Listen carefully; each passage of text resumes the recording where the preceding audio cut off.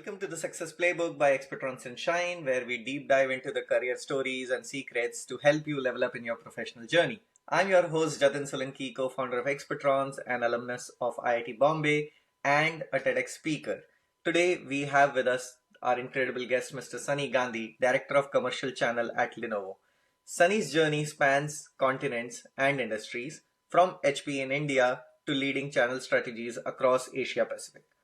Get ready for some invaluable insights on mastering the channel game and building a thriving career. Hey Sunny, thanks a lot for accepting our invitation to join the podcast. I'm sure it'll inspire millions of aspirants. How are you today? Very good, thank you. And thanks for having me on your show. Wonderful. So Sunny, we are thrilled to have you on the show. And before we dive into the nitty-gritties of your career, let's start with a fun icebreaker. If you could choose one superpower to help you in your career, what would it be and why? Wow, superpower. I think being at multiple places at the same time would be very, very helpful. Because in my current role where I look after 20 different markets or countries, being at different places, the travel time, internal meetings, meeting customers, meeting channel partners, I would love to be in multiple locations at the same time. Wow. So you would love to teleport. Absolutely. That's amazing. That's amazing. So, great. Sunny, you have had a remarkable career journey from starting at HP in India to leading commercial channel strategies at Lenovo across Asia Pacific. Can you share a bit about your path and the key decisions that have shaped your career? Sure, absolutely, Jatin. Look, I come from a very humble family in Mumbai, and my father was a businessman, and my brother was, due to certain circumstances, had to join the business when he was 16. So when you are in a household with where there is family business, there are certain expectations that when I turn 16 as well, I'll join the same business, which I actually did. Right, I did work in my dad's business for good 3 or 4 years, but I wanted to do something of my own. And at that point, I realized that education is very important, and I need to go study. Put some hard yards into it if I want to come out good on the other side of the education part of it. So I started studying actually quite late. Previously, I was an average student, but the penny dropped that I need to study, I need to get good scores, and so on and so forth. I was very fortunate that during my education here in India, I was hired at the school where companies come and they hire you. I joined the graduate program from HP, which was very, very helpful. I worked in HP for a couple of years, almost 3 years. And then I very quickly realized, Jatin, that, when you're in India, at least maybe not now, but at least 17, 18 years ago, age mattered a lot to people. Where, if you were not older enough, you couldn't be at a certain position or designation, which really bothered me.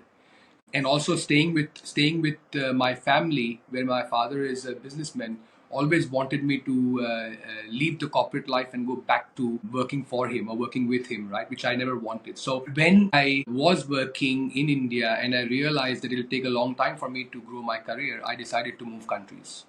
Now I had two options, right? I looked at a couple of options. I did a lot of research about where to go, what is beneficial, and so on and so forth. And back then, Australia was very attractive, right?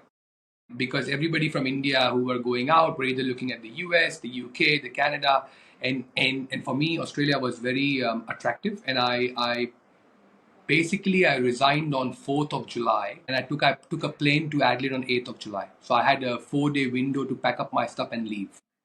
And I did go to Adelaide, as a student again. Because one thing to note, when you go into countries like Australia, education systems, they only recognize, or they very seldom recognize, international education. So I went there, I studied again, and I did my second master's degree there. And I very quickly also realized that what you study matters, because I was a marketing and sales professional. But when I went to Australia, I realized that if I want to live here and if I want to make a career here, I have to kind of study accounting. So I very quickly changed to doing accounting. I did my accounting. I did part-time job, and to everybody, Jatin, right? It's not all rosy that you go out and everything works out and it's all lovely and beautiful, right? You have to slog in the beginning. You will miss home. You will miss friends. You will miss a lot of things which you had at home. So the first 6 months are very, very challenging. For example, I had to do kitchen hand work. A kitchen hand is a person who helps A kitchen hand is who does dishes in the kitchen. Okay, let me not glorify it. I had to do cleaning jobs, but after I finished my education in Adelaide, Adelaide is a small town in Australia. Opportunities were not very coming very often.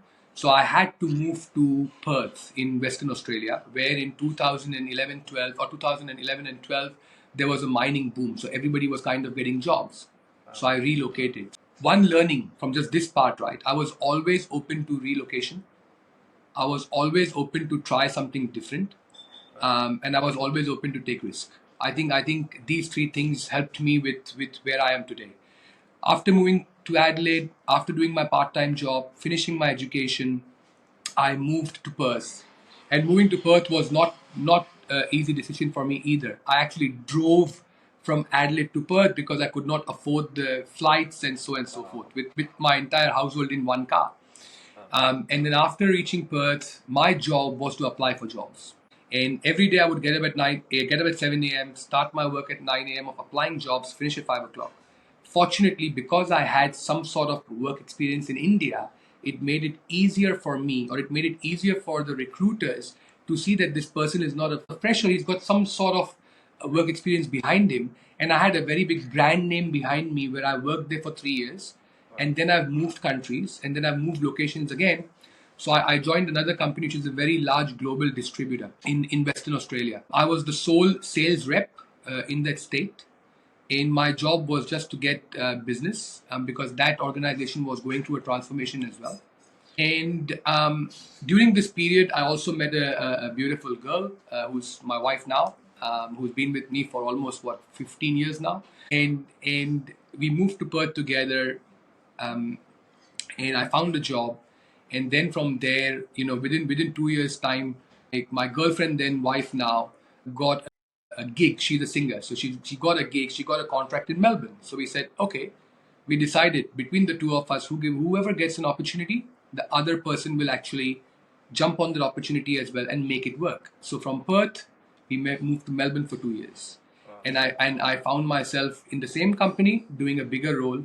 And by bigger role, I mean by a bigger geography. So when I was only managing Western Australia, now I'm managing the southern part of Australia, so which was very beneficial for me as well.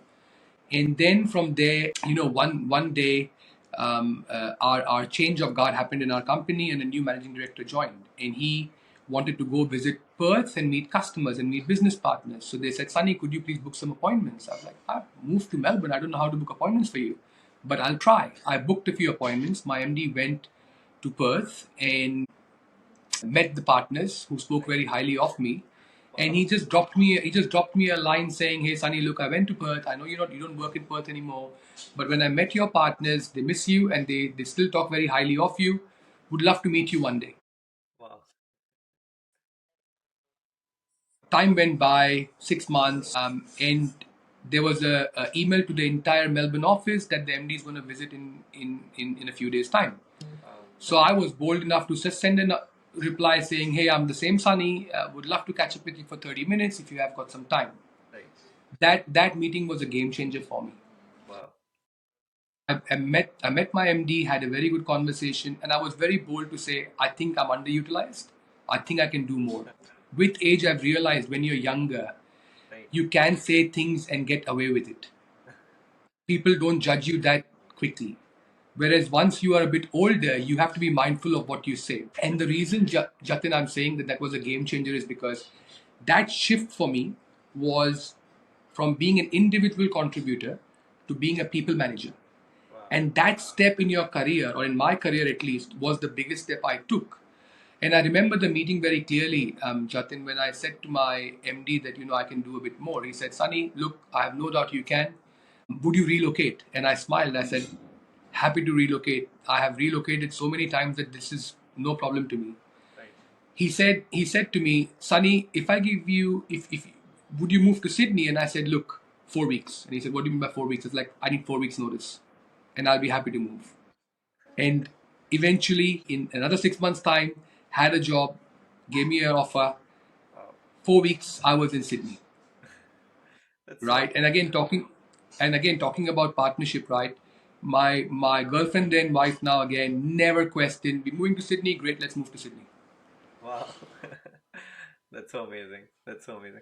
No, this is really incredible, Sunny, because kids these days they don't want to even move out of their home location. So someone in Rajkot or someone in Amravati would expect that a bank would have an opportunity for them in their hometown, and compared to what successful people kind of end up doing is be open to opportunity. They grab the opportunity like then and there. So I'm really and plus, I mean, surely the importance of having a good partner. I mean, hats off to your wife for being that supportive partner in your life. So Yeah, so look, Jatin, relocation has been a part of my DNA. After going to Sydney, I worked for that company, grew in that company a lot. When I left that company, I had a team of 21, all sort of job roles, whether they were product managers, sales reps, whether they were solution architects, and so on and so forth. And from there, one day Lenovo came and said, "Look, hey, work for us." So I jumped ship, and I've been at Lenovo now for almost 7 years. And I started off at a very mid management level, right? I started as a distribution manager, but I think the effort I put, the results I showed, and another advice from me, right, while I'm talking about my journey, which is coming to my mind, is credibility and relationships. right. Very, very, very, very key. People remember. People don't forget.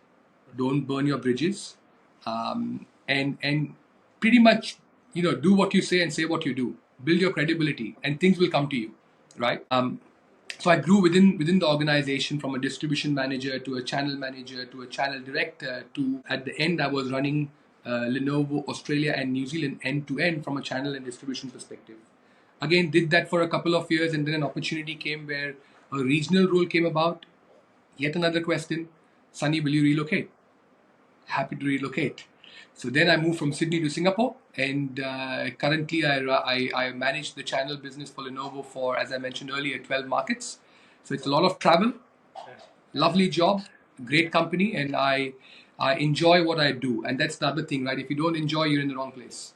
If you think for 6 months you can't get out of bed and go to work, maybe you need to think again if you're in the right place or not. So from my perspective, I've been very fortunate where the culture is great, the company is great, and you want to go to work and you want to have a growth mindset. Wow, wow.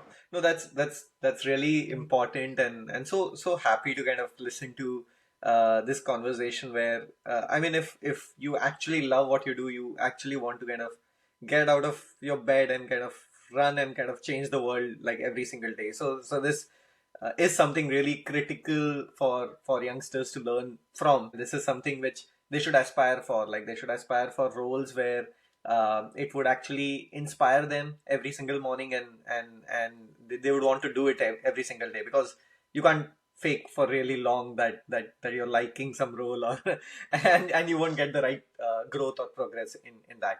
So if you were to go back and give your 20-year-old self some advice, and if you can share some story from your early career, perhaps your first job at HP, or some of your, like, any of your pivotal moments in your 20s that helped shape your career. So this is kind of two questions in one, but yeah, I mean, going back to your 20-year-old self and kind of giving one advice. Yeah.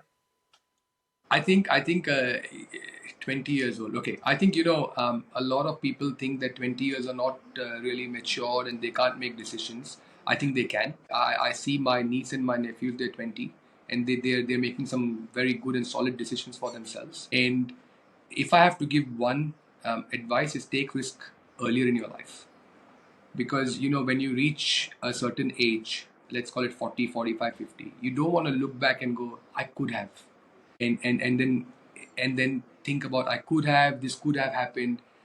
Rather just do it, then you would have seen what could have happened, right? So don't wait for the right moment to come. I will do this, I'll do that, and then when I'm 25, I'm gonna do this. Don't do it today. So take risk earlier. Again, I'm not saying, Jatin, to be stupid. Okay, I'm saying take risk, calculated risk earlier, and um, set yourself on that path. The other thing I would say, Jatin, is having, you may call me a bit old, and you may call me I'm 1980s or 1970s, right? But till date, every day of my life, I do a things to do list. Wow. I set a goal very clearly in the morning that these are the 5 things I need to do. And if I do that 5 things by 4 o'clock, I stop at 4 o'clock. If it doesn't happen until 8, I do it until 8. Right? But those 5 things need to happen unless there is something where you can't control it. True. Third thing I would say, Jatin, also right. We live in a world where there's a lot of geopolitical situations today. There is a lot of pressure on kids. There's a lot of pressure on young generation. Right? Control the controllables. Right. You can't control everything. So focus on what you can control and what is in your control, and go towards your goal. Be very clear where do you want to be and go after it. But don't try to control everything. Control what you can control and focus and go with it. Right? Now, Jatin, sorry, I did not understand I can't recollect your second question. I'll come to the second part, but this is really great advice about the to-do list, and I mean things which are in front of you kind of get done, and really inspiring to kind of listen to that. And I was talking about some story from your early career, from your first job, that actually, like any pivotal moment in your 20s that helped shape your career. Having the courage to be uncomfortable. We very easily get into our shell and we are very comfortable, things are working really well, life is good. And once you get comfortable, I actually call comfortable being complacent. Right? So start being uncomfortable. Get out of your comfort zone. And once you get out of your comfort zone, you'll be amazed how much you learn. Because you can study, you can do whatever you need to do in school and so on and so forth. Once you are in the situation, you learn faster because you've got no choice but to learn. You either learn or you fail. That's amazing. Right. So I think you need to be uncomfortable to be able to really learn faster than what being comfortable and then you learn. Wow, wow. And any such incident you remember from HP, which from your first job, which kind of shaped your career, which kind of, I mean, motivated you or was a pivotal moment? Yeah. It did. Okay, so I have one story. I was very conscious that I should not take company names on this session in this session. But when I was in my B school in India, in Mumbai, there were campus recruitments, and at home I had pressures to join my father's business again. And I went for the first interview. I prepared a lot, Jatin, and I didn't get it. I went for a second interview, which I got to the second round and didn't get it. And by then I was disheartened, right? And I had pressures at home as well. So in the third interview, I went as if I'll give it a shot. If it doesn't happen, it doesn't happen. So I went with no expectation. Another challenge with a lot of people is that we have a lot of expectations. Yeah. Third interview I went to, I had no expectations, and I just went in and I spoke my heart, knowing that they will not give me a job because maybe I'm not good enough to get into the corporate. Suddenly, I worked for that company for 3 years, enjoyed myself, loved it. And when I went to that company and they asked me to relocate to Gurgaon, which I did, that first 6 months was the perfect platform I needed to grow. Wow. Right? Where I stayed out of home for the first time in my life, staying in a guest house. I was asked to shadow a leader in the organization, right? And shadowing that leader, seeing how he does things, and relocating and living on your own, you actually had a sense of, I've done it. I'm here. I'm doing it right now. Like I am making something out of myself by myself. There's no one to help. I'm doing my washing, my cooking, and I'm going to work and I'm learning. So I think that was the pivotal moment where it also gave me the courage that if I in future have to move to a different destination or different location, I'm ready. So I, again, coming back to, I put myself in an uncomfortable situation to be able to do that. Being outside of your house. I mean, I remember from our days, we had to kind of move out of house when, right after, like, when we were preparing for JE. So I was in Kota. That was the first time I was out of my house, and those were school days when I was out of my house, and that experience of just being not in your home, away from family, and kind of figuring things out on your own.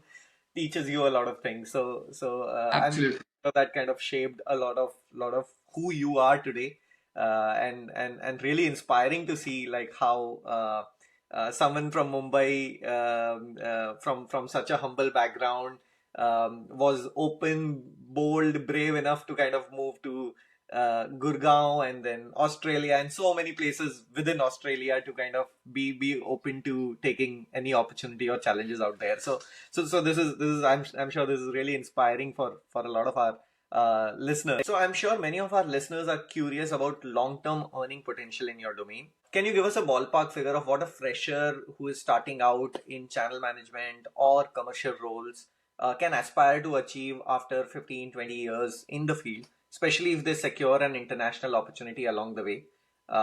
Yeah, any insights on So, that? so look, Jatin, I won't be able to give you any numbers from India because I've left India 15, 16 years ago.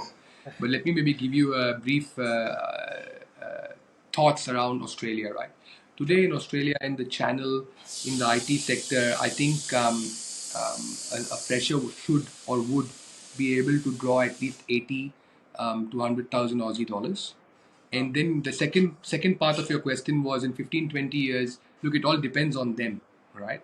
I think once you work and you grow, some people go way beyond expectations. Some people don't, and it Right. also depends on the organization you work for, and it also depends on whether you stay with one organization or you grow, or whether you change organizations along the way. There is no right or wrong answer, Jatin. I've been now working in IT for, let's call it, 20 years, right? And I've only changed roles not because the organization was not good or I was not making enough money.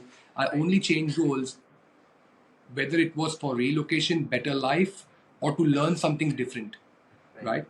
Right. So I think 15, 20 years depends on the person, but the starting range would be anywhere between 80 to 100,000 Aussie dollars. Wow. Wow.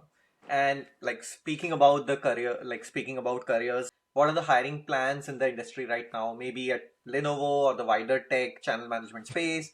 And for someone who is aspiring to join, say, your India team or abroad, what are the skills you would look for in those hires? So yeah. So these are two. That's okay, Jatin. Can I just clarify when you say hires, you're talking about freshers or you're talking about experienced hires? I'm mainly talking about freshers. Yeah. Okay, okay. Attitude. I don't think anybody is expecting that you will have all the skills when you come into the organization from day one, because every company do things a little bit differently, right? The processes, the systems, the communication methods, and so on and Right. so forth. Right. But I think if you have the right attitude, and Hmm. if you're open to learn, is something at least I look at when I hire someone from a B school or someone who's got 1 or 2 or 3 years of experience, right? Because learning the job is the easy part. Right. Changing attitude is very difficult. So if I can get someone with the right attitude, willing to learn, I think that weighs more than how many years of experience you actually have.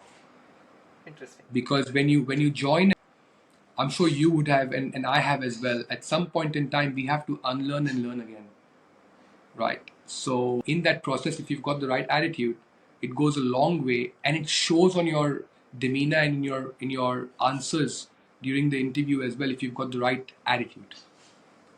Absolutely. No, this is really important to kind of know.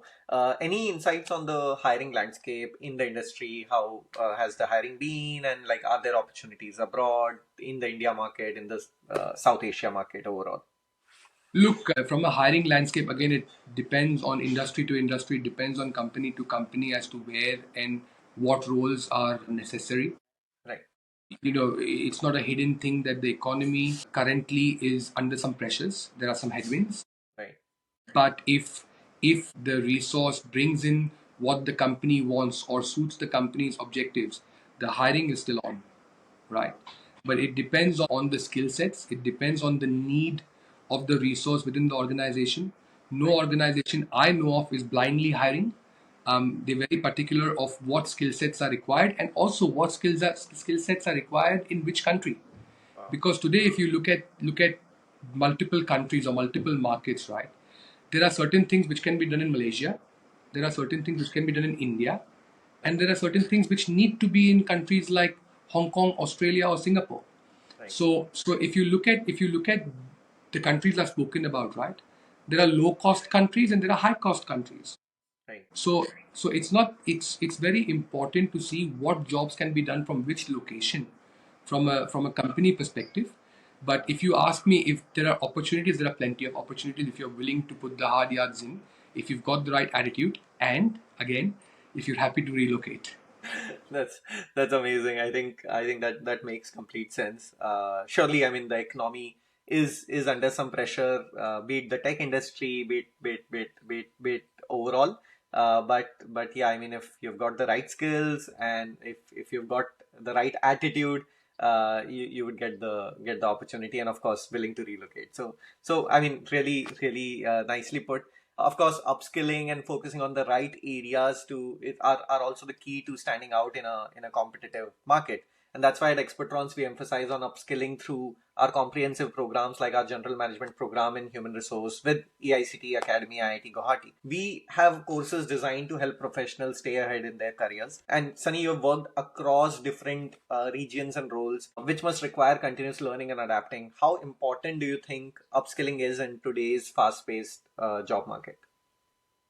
Jatin, I think upskilling is very important. If you think that your skills which you had 10 years ago are going to be applied today and you're going to win, you're wrong. Upskilling is very, very important throughout your career. And I'm not talking about, hey, you need to stop, take a career break for a year, go back, study, get skilled, and come back. Right, It's a continuous process where you have to unlearn and learn. right, Be curious, ask questions. We specifically think that at this stage of my career, I should know it. How do I go and ask a question? right, You can ask a question if you need to learn, if you want to learn.